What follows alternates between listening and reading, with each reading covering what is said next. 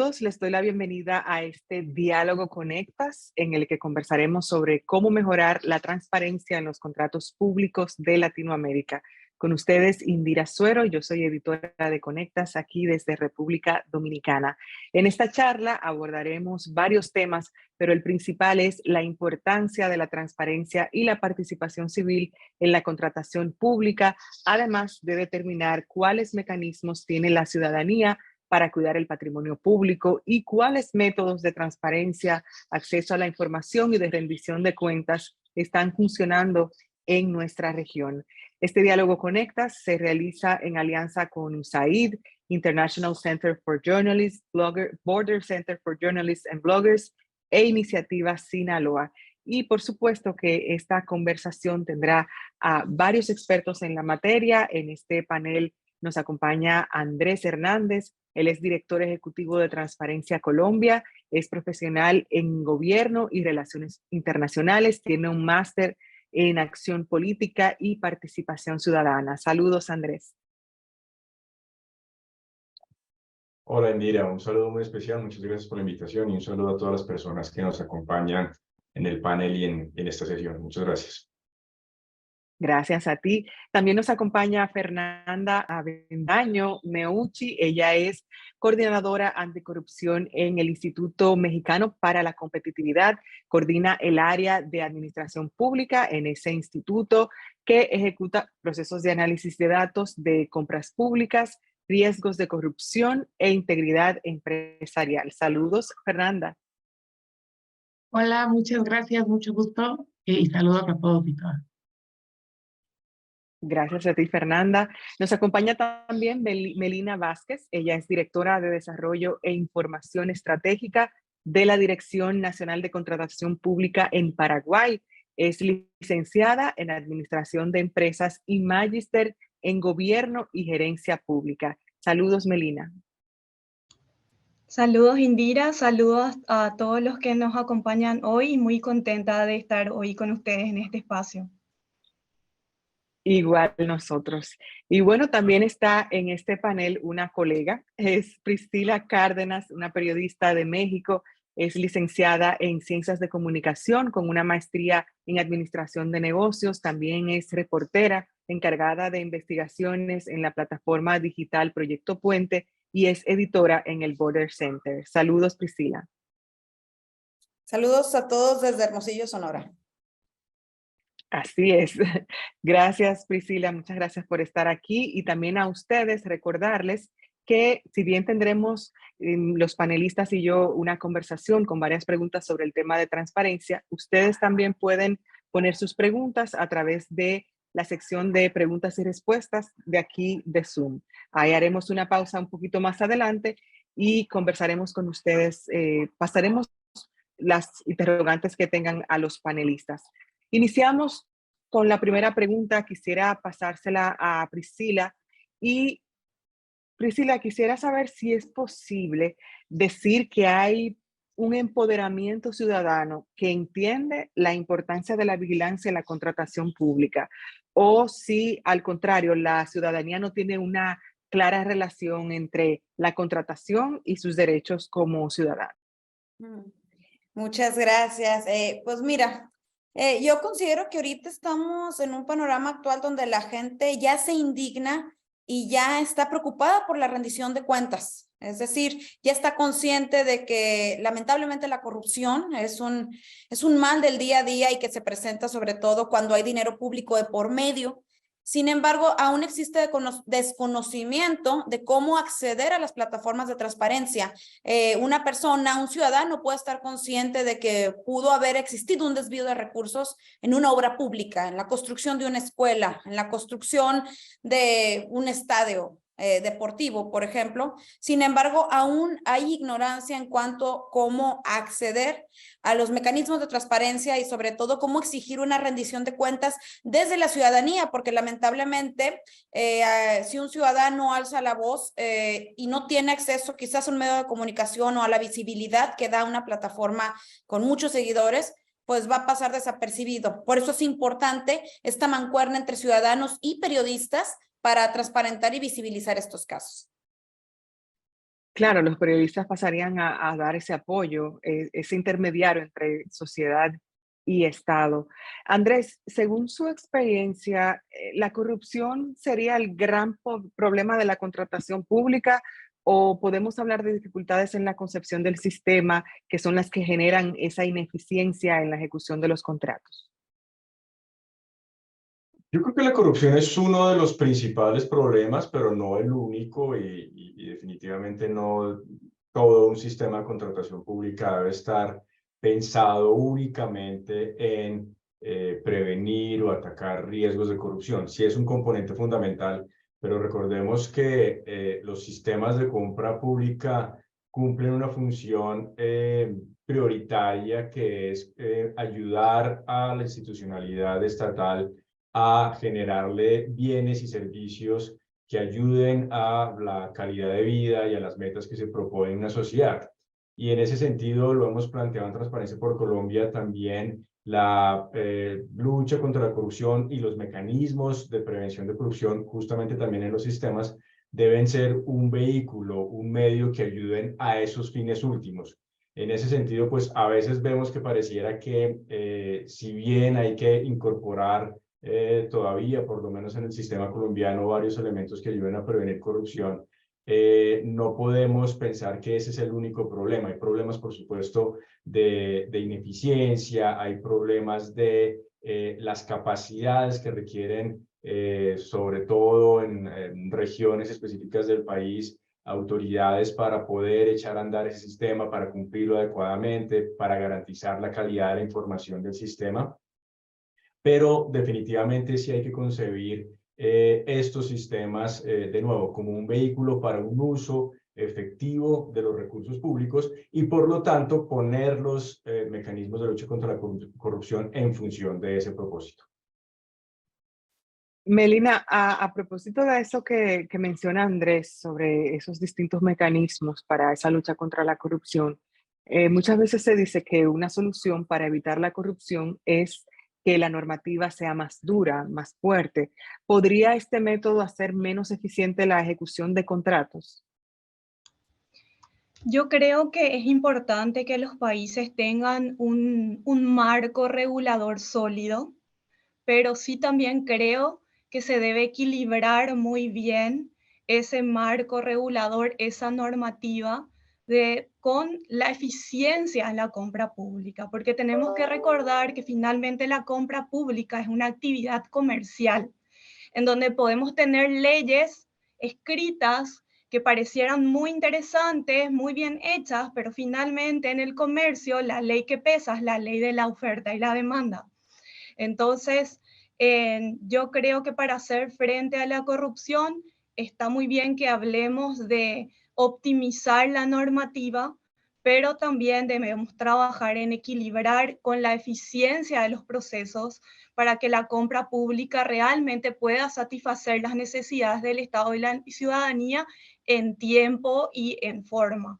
Entonces, creo un poco que hay que equilibrar ahí la rigidez de la normativa, hacer el proceso práctico, flexible, eficiente, el control y el empoderamiento de la ciudadanía. Creo que si logramos que esas aristas se equilibren, podemos hacer eficientemente frente a la corrupción. Pero sí no deberíamos de rigurosar, hacer que la normativa sea muy rigurosa, porque efectivamente podemos caer en procesos no realistas que no estén en coherencia con el mercado y que hagan que la ejecución de los contratos no sean eficientes y que entorpezcan ese trabajo. Un gran reto entonces, Melina, mantener esa eficiencia y también la transparencia es sumamente importante. Fernanda, vemos que la normativa en contratación a veces no responde a las capacidades de regiones en las que el Estado es un poco más débil y vemos que hay lugares apartados que tienen bajos recursos y problemas de orden público y en esos lugares la aplicación de muchas normas se hace casi imposible. Entonces quisiéramos saber cómo juzgar y vigilar la ejecución de contratos en esos sectores donde el Estado es sin lugar a dudas el más débil.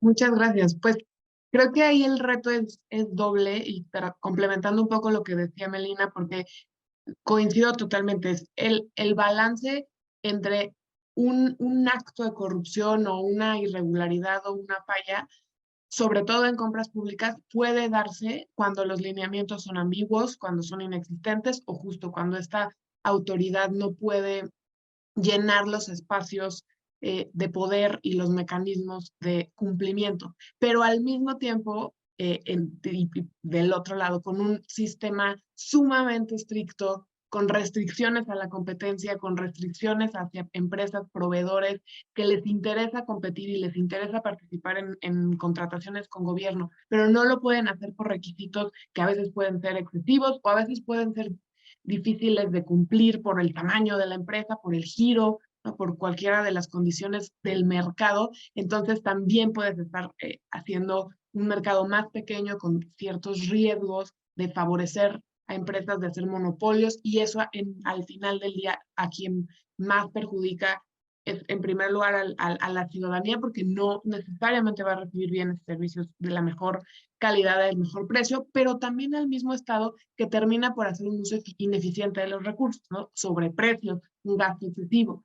Entonces, este elemento de la ley y del cumplimiento de la ley tiene el reto adicional cuando los mecanismos de cumplimiento, los mecanismos de enforcement, como esa palabra es muy precisa en inglés, no están en regiones, sobre todo, al menos en México lo vemos así, es a nivel más regional, digamos, estatal o hasta municipal, donde a pesar de tener un marco normativo similar al nacional o al federal, pero no necesariamente del todo igual, presentan estos retos, presentan los retos que a lo mejor a nivel federal podrían ya haberse resuelto, ¿no? Como la mínima publicación de información, la mínima planeación de qué necesita el gobierno para comprar en un año y por lo tanto proveer bienes y servicios, y esa poca planeación, esa poca transparencia en espacios donde todavía hay retos mucho más pues,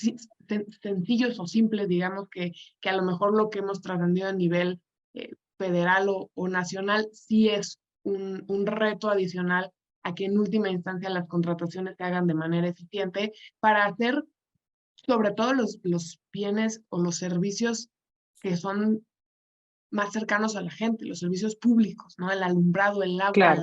la basura. Ese reto es doble cuando la capacidad de cumplimiento es menor.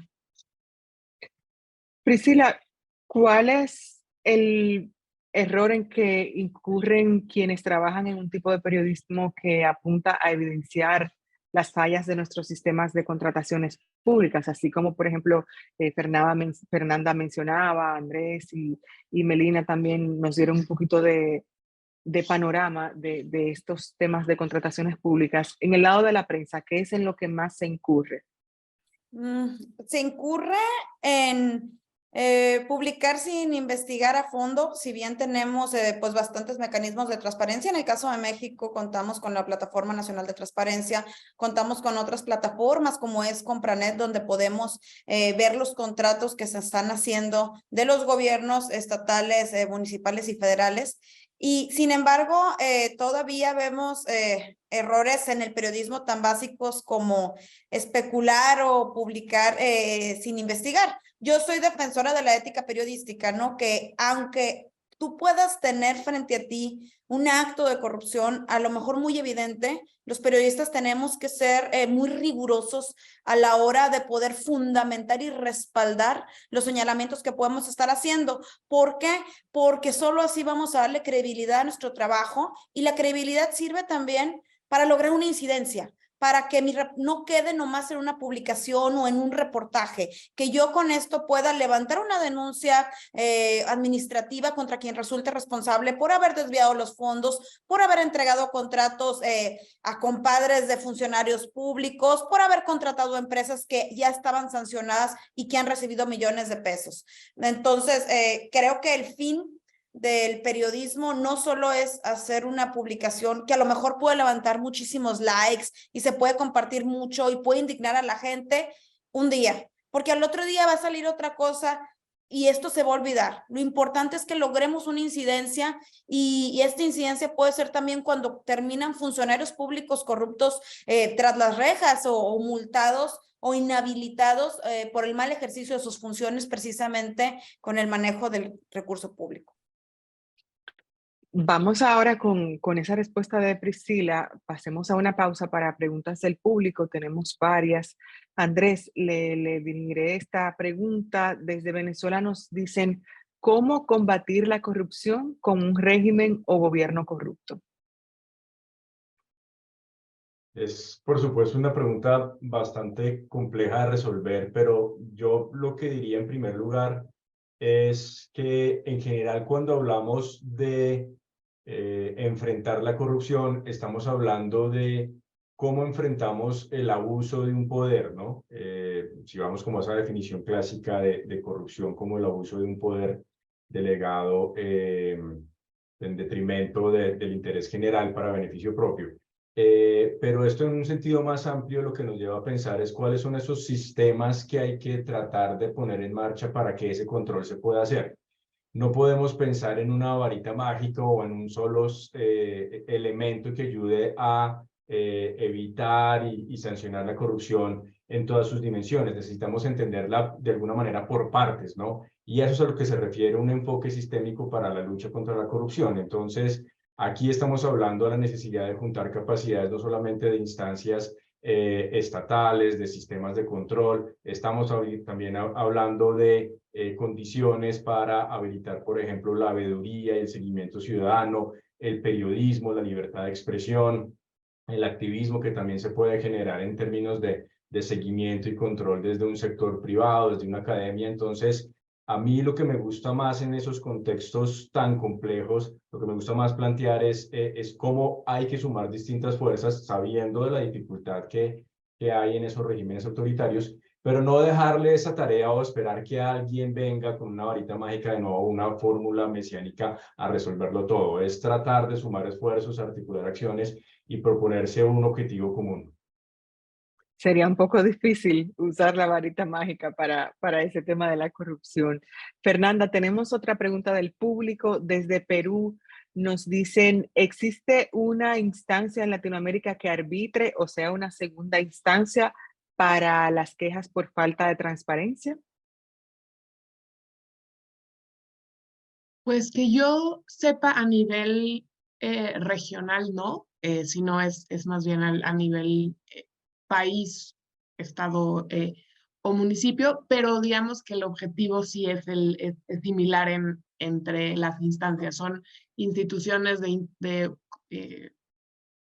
monitoreo interno, ya sea que dependan directamente de alguna administración centralizada o descentralizada, que puedan monitorear la operación y ejecución de ciertos recursos o funcionamiento dentro de las mismas instituciones, y después en algunos otros países o regiones lo que vemos también es un órgano o una institución externa, ¿no? Que una vez que termina la operación o el año de ejercicio de recursos, esta misma auditoría, órgano interno de control, secretaría, dependiendo el nombre, puede auditar y fiscalizar los recursos de manera externa y de manera independiente a la función pública de una misma administración. Creo que también la pregunta que pone en el chat aquí de Zoom el maestro Aguirre, Enrique Aguirre, desde Perú, va un poco relacionada a esta última. Dice, ¿cuántos ministerios o secretarías del Poder Ejecutivo de países en Latinoamérica ya han implementado oficinas de integridad institucional? ¿Tienen alguno de ustedes ese dato que pregunta Enrique? Si no, pues también podríamos sugerirle tal vez dónde puede encontrarlo. Al parecer, bueno, Andrés. Sí, yo diría que es difícil tener esa estadística precisa porque no todos los marcos normativos en la región son similares en términos de esas oficinas de integridad. Por lo menos en Colombia solamente hasta el año pasado empieza a tomarse ese modelo de manera más precisa de un oficial de cumplimiento, un oficial de integridad en las entidades públicas. Y entonces creo que el dato, digamos, de poder obtener a escala de América Latina es complejo. Posiblemente habría que mirar ya a nivel país qué datos y qué diseños institucionales existen para eso, pero me temo que de todas formas seguimos teniendo unos niveles disímiles de tanto de normativa como de implementación, enforcement, como decía Fernanda, en todos los Sí, países. O sea que habría que verlo con mucho detalle.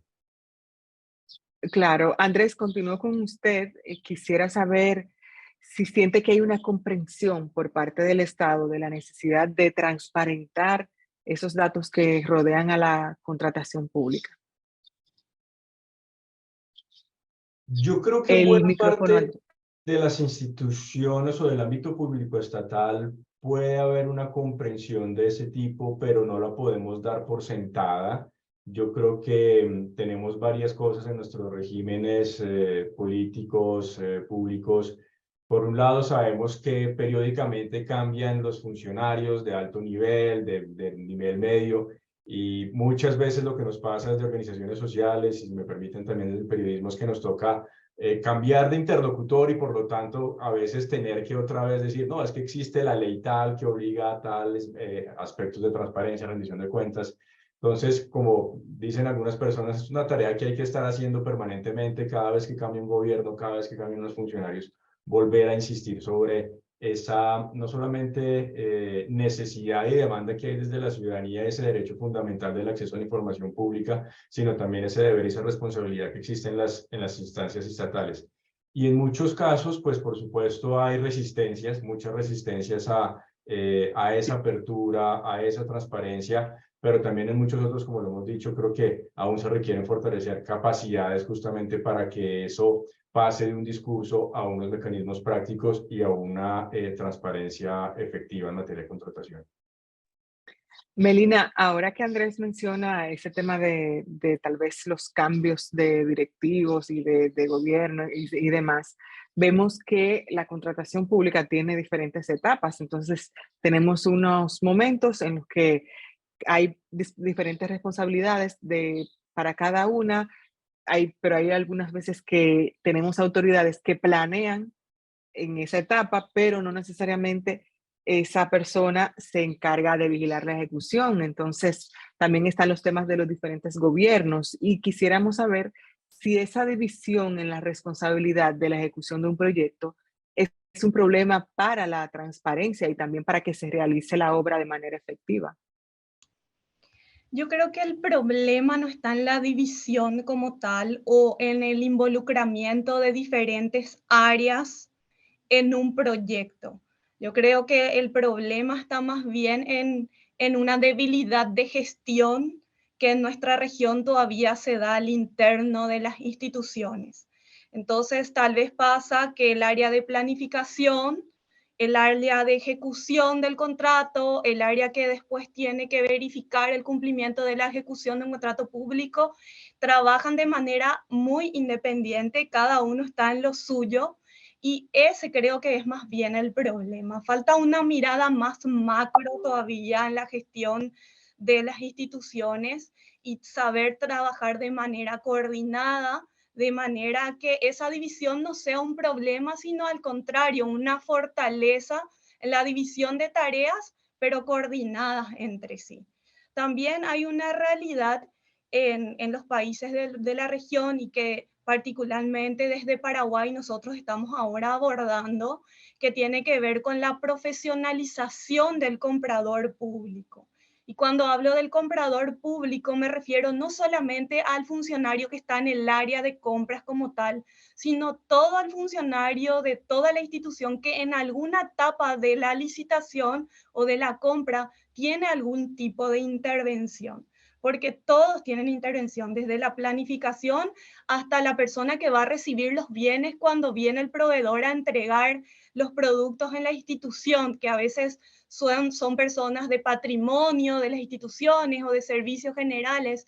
Todos ellos son de alguna manera compradores públicos. Entonces, tenemos que trabajar en profesionalizar ese rol del comprador público de manera a que no se tenga que trabajar nuevamente en un fortalecimiento cada vez que suceda lo que decía Andrés, que hay cambios de autoridad, hay cambios de gobierno, entonces hay cambio de gobierno, aparece todo un nuevo equipo que va a llevar adelante las compras y de nuevo hay que hacer todo un trabajo de capacitación. Requerimos que estas áreas, estos roles sean profesionales en compra pública y que realmente las personas que van a ocupar esos cargos que son tan claves para la institución estén capacitados, ¿verdad? Ya no podemos permitir que el director de un área de compra sea el jefe de campaña de cierto político o el hombre de confianza de X persona y no tiene la capacidad para llevar adelante la compra pública en el sector público.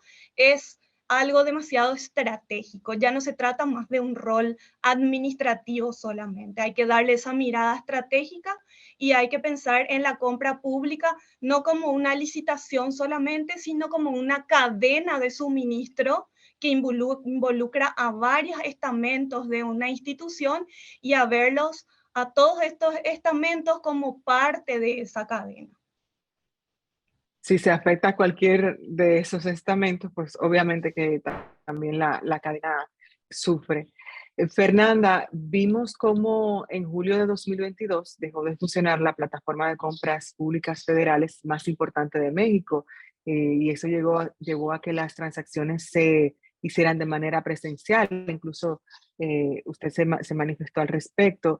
¿Podría explicarnos qué representó eso para el sistema de contrataciones públicas de México? Claro que sí.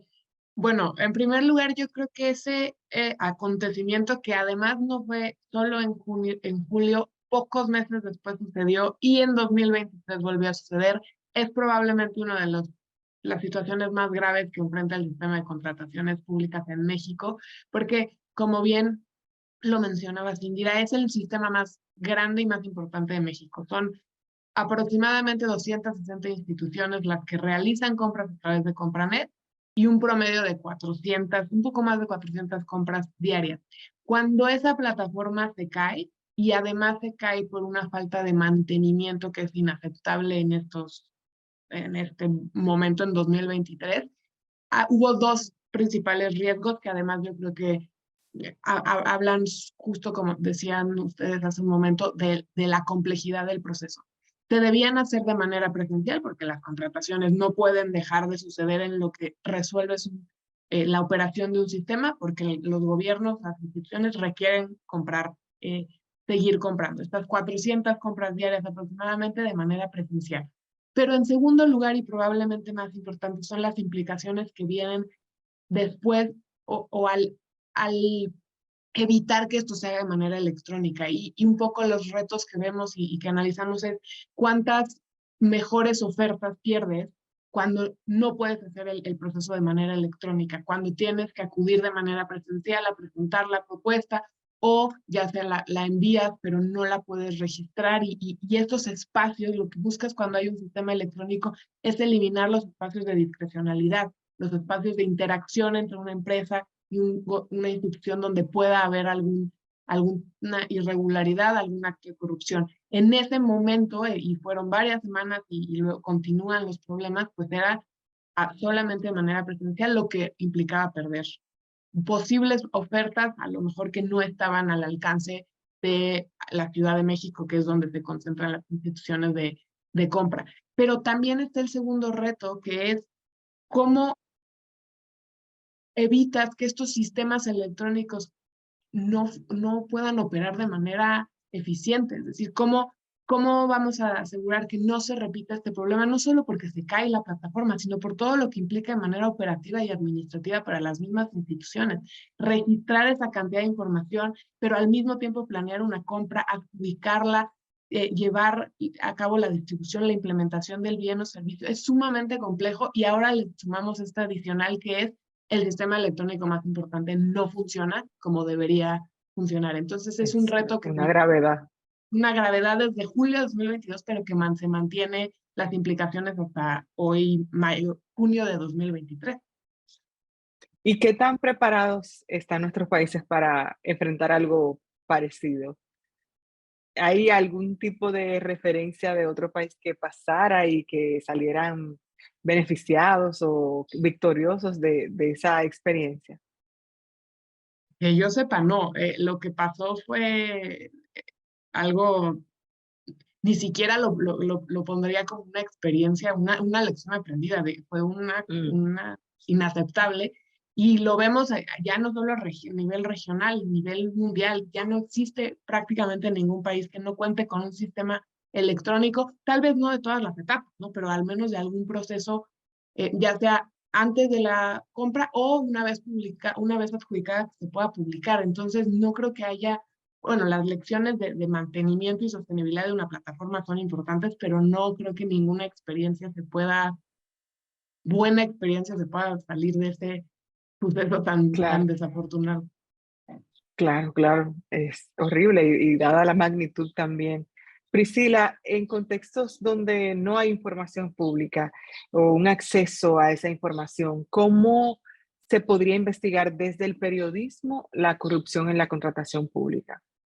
En contextos donde no hay información pública, pues volviendo a las estrategias periodísticas de la vieja escuela, ¿no? Trabajo de campo, acercarse directamente a las instituciones, acercarse directamente a las personas que brindan un servicio, a los proveedores, y platicando con ellos, porque ahí es donde te das cuenta si les dan acceso a o a quizás a aspirar a poder vender algo al gobierno. Muchas veces ahí es donde te das cuenta que existen redes de empresas consentidas de un gobierno en específico, y también identificas redes de empresas fantasma, ¿no? Platicando hace poco con un proveedor de construcción, de obra pública, me dijo, yo mejor ya dejé de querer acceder a venderle al gobierno. ¿Por qué? Porque siempre están contratando a los mismos, porque están a su vez creando empresas que a lo mejor gana el gobierno el 15 de septiembre y para el día 17 de septiembre ya se crearon empresas que van a venderles plumas, lápices, ladrillos. Entonces eso desanima a la iniciativa privada de querer, pues quizás participar en estos procesos y en estas licitaciones públicas. Lo cual ahorita coincido con lo que mencionaba Fernanda, ¿no? De la importancia de que los gobiernos y también los ciudadanos pues se involucren en impulsar la transparencia y en una plataforma Compranet que realmente sirva para estar transparentando los procesos, pero que también aliente a la gente a participar y a ser parte pues de este tipo de transacciones. Andrés, la corrupción en la contratación pública obviamente que indigna mucho a la sociedad, genera muchas reacciones, pero ¿cómo podríamos pasar de la indignación a hacer algo constructivo o a una crítica incluso constructiva?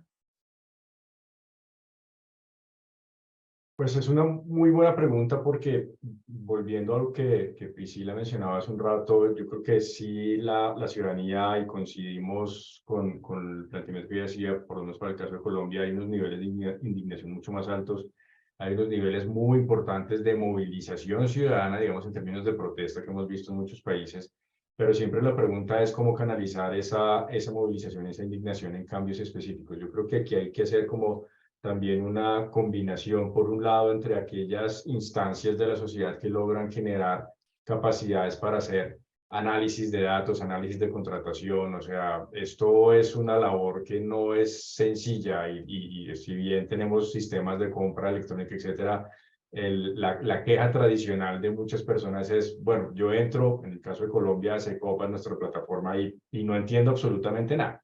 Y entonces yo creo que hay que hacer una articulación entre aquellas organizaciones que han logrado desarrollar un nivel importante de conocimiento frente al manejo de esos datos, de esas plataformas, alianzas con aquellas organizaciones, por ejemplo, que desde el periodismo están siguiendo y elaborando historias, están generando focos específicos en ciertos ámbitos de la contratación pública, y también una conexión con aquellas personas que en última instancia son las que deberían estarse beneficiando de esos bienes o servicios.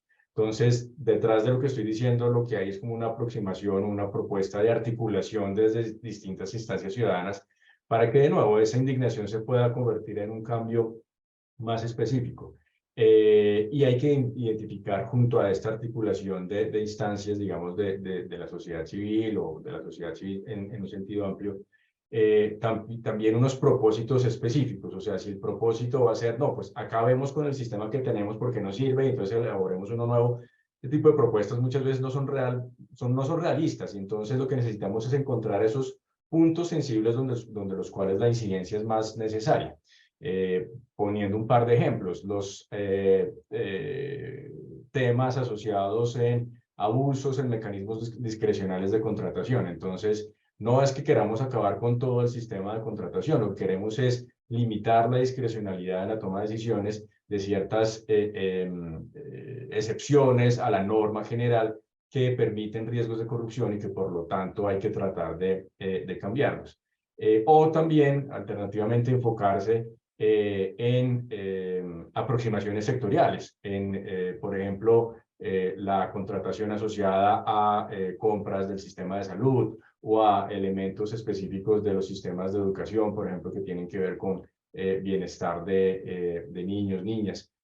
Hay que ponerle de alguna manera un foco estratégico a esos cambios junto con una articulación y un trabajo insistente. Yo creo que esto necesita además una visión permanente de mediano a largo plazo, porque la tarea no se termina con un logro específico que se alcance, sino que hay que seguir persistiendo.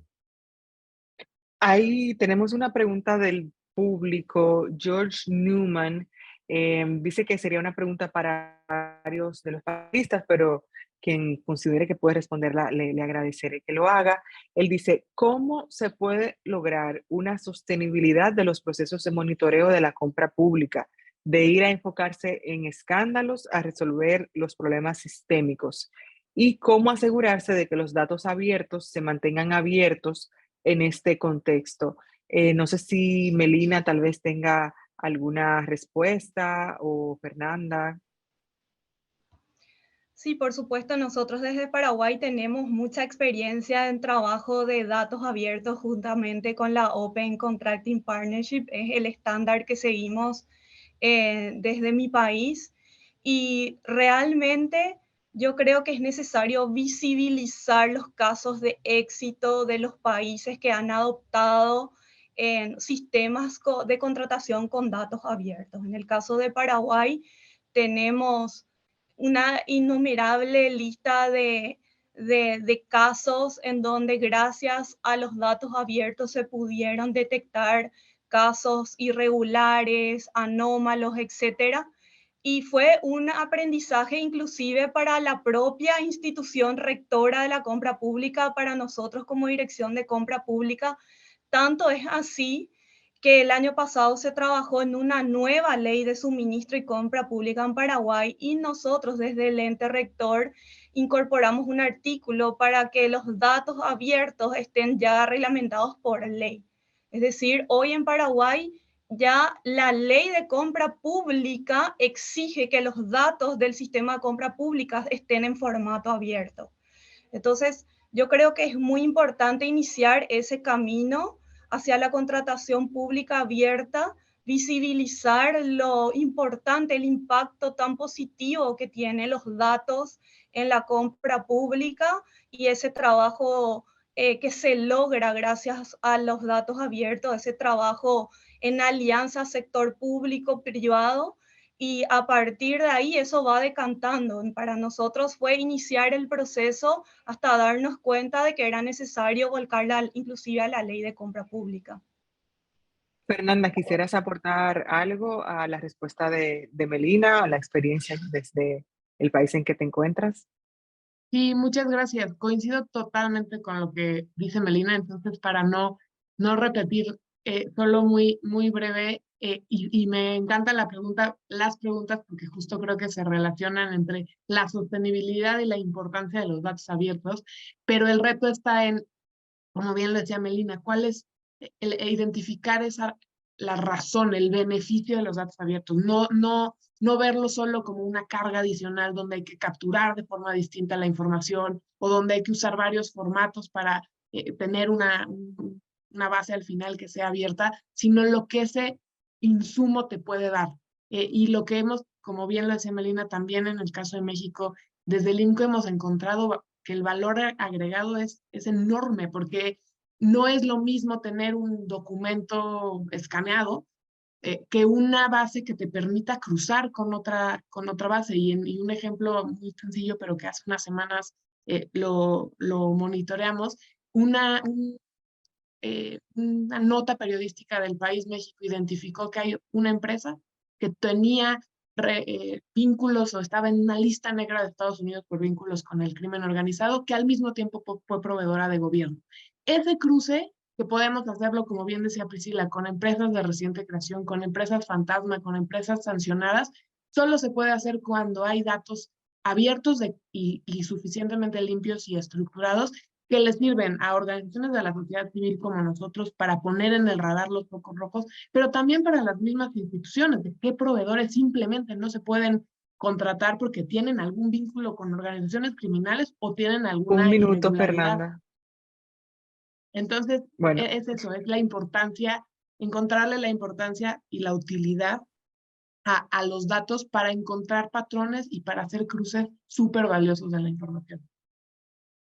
Melina, anteriormente escuchábamos cómo Andrés exponía varias maneras y su punto de vista de ese tema de la participación de la ciudadanía en estos procesos. Entonces, quisiera saber si crees que hay una conciencia en el Estado y en el empresariado de la relevancia que debería de tener la sociedad civil en este proceso de contrataciones públicas. Yo creo que esa conciencia ahora se está despertando, como decía Priscila al inicio de la sesión de hoy. Hoy la gente ya se preocupa, investiga, cuestiona.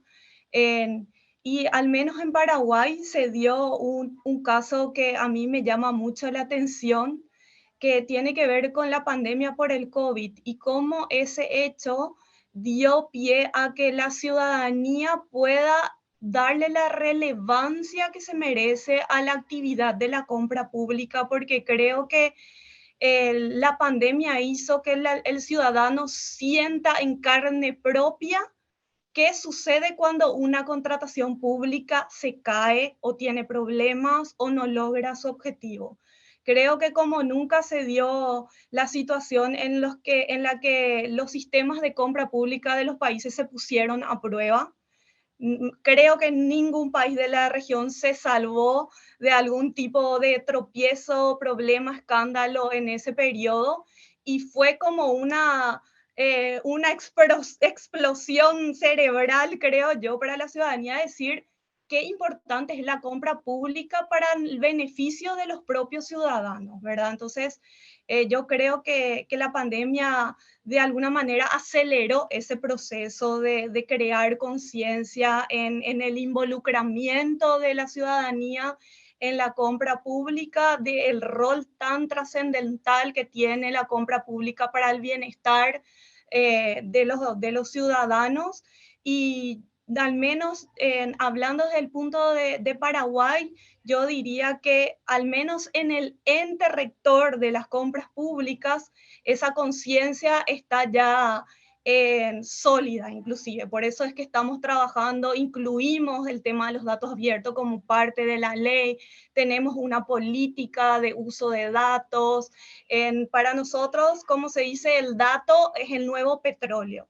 Entonces, sabemos la importancia de contar con esos datos estructurados, como decía Fernanda, la cantidad de información valiosa que nos puede llegar a arrojar eso y todas las medidas que se pueden tomar a partir de ahí. Y bueno, eso es lo que también queremos contagiar al resto de las Sí. instituciones que inicien ese camino y sobre todo a la ciudadanía que se empoderen de las herramientas que rodean al tema de los datos abiertos. Bueno, ahí Melina dio una frase muy interesante, el dato es el nuevo petróleo. Creo que nos quedamos todos con eso. Priscila, vemos como algunos países como El Salvador, Nicaragua o incluso México eh, denuncian que existe empeoramiento en las condiciones de acceso a la información pública en años recientes y la pandemia, por supuesto que ocasionó una disminución en la transparencia de las contrataciones públicas en varios países, además de los que te mencioné. Quisiera saber si desde tu punto de vista hay un estancamiento o un retroceso de la transparencia en de la contratación en la región. Pues a raíz de la pandemia o con la pandemia. Bueno, imagino que con la pandemia hay mucho más, eh, mucho más dificultades para ese tema de las contrataciones públicas. Igual, si tienes algún otro ejemplo, pues es bienvenido. Bueno, si bien ya mencionaba Melina de cómo la pandemia pues puso a prueba a todos los países en cuestión de transparencias y en cuestión de compras públicas, ¿no? A eso súmale que en mi caso y en el caso de muchos periodistas, me imagino que en tu caso también, el estar obligatoriamente en las casas frente a una computadora, pues también nos daba mucho tiempo libre para estar investigando, para estarnos dando cuenta qué se estaba publicando en tiempo real. Y en el caso pues de los procesos de compra que hubo en ese momento y que en los que yo pude haber identificado que tenían pues quizás no la mejor organización, pues obviamente fue en el caso de que muchas veces al hablar de transparencia, los gobiernos, los gobernantes, los presidentes, los funcionarios públicos adornan su discurso público con transparencia, rendición de cuentas, pero a la hora de la hora, pues conocer y ejercer la transparencia, te das cuenta que dicen, bueno, soy transparente, pero resulta que actualizaron sus datos la última vez el 31 de mayo del 2022. Digo, ellos cumplen con la ley de estar publicando algo, pero no va de acuerdo al tiempo real. Y fue algo de lo que nos pudimos dar cuenta. Y bueno, ya a 2023, a 3 años después de la pandemia, ¿qué enseñanza puedo considerar que nos quedó? Pues que los órganos de gobierno se dan cuenta que están siendo vigilados, que afortunadamente se percatan que están siendo vigilados y que no pueden tomarse con tan poca seriedad los procesos de transparencia. Es lo que yo me ha tocado ver y sin embargo todavía estamos viendo cómo en puestos estratégicos de enlace, de transparencia, siguen poniendo al hijo del compadre que andaba buscando trabajo o alguien que no tiene conocimiento de frente a qué estamos al hablar de acceso a la información pública. Bueno, lo comentaba Melina anteriormente, ese tema de la profesionalización que también se necesita bastante en nuestros países. Fernanda, ¿en cuáles sectores de la economía sientes que hace falta más intervención de la ciudadanía y también del periodismo? Porque cuando una sociedad está vigilante de la administración de sus recursos, pues puede señalar a sus autoridades dónde se necesita más inversión o dónde hay que aportar un poco más urgentemente. Sí, totalmente de acuerdo. Yo creo que cuando la obra, los proyectos son más visibles, la vigilancia también lo es. Pero donde falta y donde es normal, porque a lo mejor el día a día cuesta trabajo identificar que una compra básicamente se requiere en cualquier cosa que haga el gobierno, pues es más en los temas sobre materiales, sobre equipo y sobre suministros básicos, ya sea de oficina, ya sea para operar dentro de las mismas instituciones, que muchas veces son de esas compras que realizan las instituciones de manera recurrente en volúmenes enormes, ya sea papelería, material de oficina, material para hacer sus tareas, y que ahí muchas veces es donde se dan ciertas, no necesariamente actos de corrupción, sino ineficiencias en el gasto, porque no hay esa planeación adecuada en vez de comprar una sola vez en el año porque ya tienes clara la cantidad, pues lo haces sobre demanda y sobre cómo se van, cómo faltan los insumos. Entonces ahí es donde creo que es más difícil identificar que hay retos porque no podemos ver a lo mejor ese servicio tangible, esa obra, ese medicamento, pero que sí al mismo tiempo se requiere la vigilancia porque son muchas veces las compras tan grandes, con mucho recursos involucrados que no necesariamente tienen la planeación, el monitoreo interno o externo como parte de alguna organización de sociedad civil o ciudadanía en general.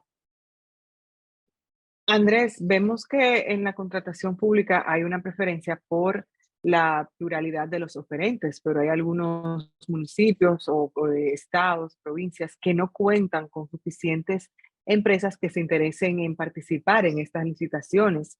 Y por eso a veces se flexibiliza un poco la cosa y un mismo contratista siempre se lleva ese contrato. Entonces, ¿en qué momento esa situación debe de ser atendida por el Estado o cómo debería de ser la vigilancia de contratos que se den en ese tipo de contexto? El tema de pluralidad de oferentes es sin duda uno de los mayores indicadores sobre la manera como un sistema de contratación o la manera como una instancia pública está gestionando sus compras. No necesariamente un indicador de corrupción per se, pero sí un indicador de que algo puede no estar funcionando bien, bien sea en términos de ineficiencias o en términos de riesgos. Y volviendo a la pregunta que hacía Georg hace un rato, hablando de esos indicadores y cómo hacer sostenible esos sistemas de monitoreo, yo creo que este es uno de los puntos más claves. En aquellos lugares, y por lo menos en la experiencia que tenemos en Colombia, que muestran ese indicador muy bajo de un número plural de proponentes, normalmente estamos encontrando situaciones de irregularidad, situaciones de contrataciones públicas dirigidas hacia ciertos contratistas específicos, y por el contrario, donde hemos visto que las reglas de juego de un proceso de contratación, de una licitación, logran ser mucho más claras, mucho más abiertas, suficientemente bien planeadas, el número de proponentes pues aumenta significativamente. Y esto pues no tiene nada distinto al beneficio al final del uso del recurso público y de nuevo de la compra o el bien que se está adquiriendo. Hay que verlo de fondo. En muchos lugares las razones pueden variar. Hay lugares donde, por ejemplo, la contratación de un municipio, de una entidad, puede estar capturada por carteles de contratistas, pero también, por otro lado, habría que indagar si se trata de nuevo de falta de capacidades, por ejemplo, en la institución sobre cómo echar a andar un proceso de manera adecuada, cómo planearlo correctamente. Creo que no hay que meter todo en la misma bolsa, pero vuelvo al punto de que sí es muy importante ese indicador de pluralidad de oferentes en general como uno de los indicadores clave que ayudan a mostrar el correcto desempeño o no de un sistema o de una entidad a cargo de procesos de contratación.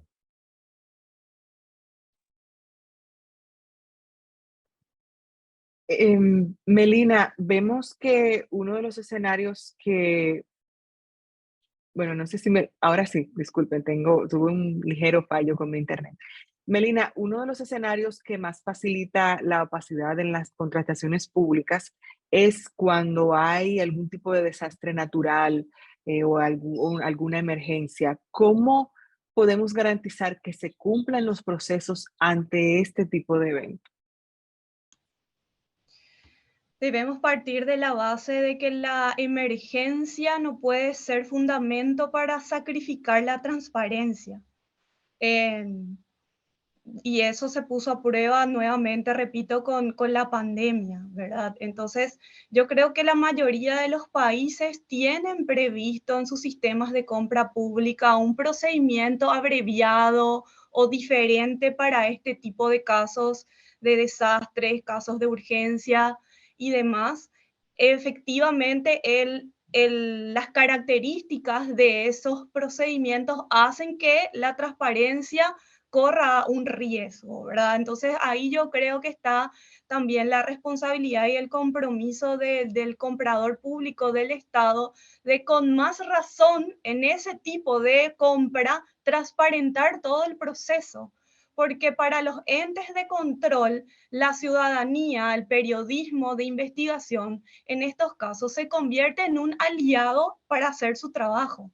Entonces pasa que el Estado muchas veces le ve a la prensa de investigación como un enemigo y en realidad debe verlo como un aliado para poder potenciar ese trabajo de supervisión de las compras y del uso del dinero público, y con más razón en estos casos de emergencia. Entonces, muchas veces el Estado corre en el error de decir, no, este es un caso de emergencia, vamos a comprar como se nos da la gana, no vamos a publicar la información por la excusa de que es una emergencia, y debe ser al contrario, con más razón en esos casos, porque debemos a lo mejor saltear ciertos pasos o acortar los plazos. Con más razón en esos casos es cuando toda la información tiene que estar disponible. Priscila, ahora que Melina menciona el tema del periodismo en su respuesta, quisiera saber desde tu experiencia como periodista con el tema de los desastres naturales o emergencias, que luego, por supuesto, de ese momento inicial de las emergencias y demás, ¿en qué deberían de enfocarse los periodistas en estos temas de transparencia y contrataciones públicas? Pues precisamente que los mecanismos que toman los gobiernos al momento de la emergencia no perduren años después cuando ya pasa la emergencia. Por ponerte ejemplos, en el caso del estado de Sonora, aquí en donde vivo en México, una vez estaban construyendo una cineteca que decían que sería la hermana de la Cineteca Nacional que se encuentra en la Ciudad de México. Entonces, en esta ocasión nos pusimos a investigar para el Border Hub los gastos que se estaban haciendo en la construcción de esta obra pública que ya tenía 6 años y continuaba en obra negra. Y encontramos que varias veces se habían contratado empresas de construcción y que varias veces se había comprado lo mismo. Y encontramos también que esta obra estaba bajando dinero federal para la construcción, es decir, se estaban bajando recursos federales. Al momento que se cuestiona, la autoridad nos dice, lo que pasa es que sí, lo estábamos construyendo con dinero del gobierno federal, pero a raíz del terremoto que hubo en la Ciudad de México en 2017, pues se nos acabaron los fondos y como se nos acabaron los fondos, pues ya dejamos de construir, la obra se abandonó, envejeció y tuvimos que volver a invertir otra vez porque ya lo que habíamos hecho ya no servía para nada. Entonces es esta parte del, pues el seguimiento que se le puede dar o las implicaciones que puede llegar a tener, pero volvemos a lo mismo, todo es cuestión de falta de organización y por qué tener que gastar varias veces, como mencionaba Melina y también reconocía también Fernanda por acá, por qué gastar varias veces si se puede gastar en una misma ocasión. Es como cortar este ciclo en el que lamentablemente muchos salen beneficiados por sus mordidas, como dijéramos aquí en México. Así es, Priscila. Sin lugar a dudas que estos temas son un gran reto para, no solamente para esos países grandes de Latinoamérica, sino para toda la región. De una manera u otra, estos temas de transparencia y contrataciones públicas siempre son una gran piedra en el zapato de nuestros estados. Bueno, agradecemos con esta participación de Priscila, agradecemos a nuestros panelistas por acompañarnos en este conversatorio sobre cómo mejorar la transparencia en los contratos públicos de Latinoamérica. Recordarles que este tema de contrataciones públicas y demás pertenece a una serie de diálogos que lleva a cabo Conectas, por supuesto, en alianza con USAID, el International Center for Journalists, Bloggers, Border Center for Journalists and Bloggers e Iniciativa Sinaloa. Recordarles a ustedes también que verán este video en diferido que nos acompañaron en este panel Andrés Hernández, director ejecutivo de Transparencia Colombia, Fernanda Avendaño Meucci, coordinadora anticorrupción en el Instituto Mexicano para la Competitividad, también Melina Vázquez, que es directora de Desarrollo e Información Estratégica de la Dirección Nacional de Contratación Pública en Paraguay, y Priscila Cárdenas, una periodista mexicana también reportera en el Proyecto Puente y editora en el Border Center. Así que muchas gracias a ustedes 4 por acompañarnos en otro panel de Conectas, otro diálogo Conectas.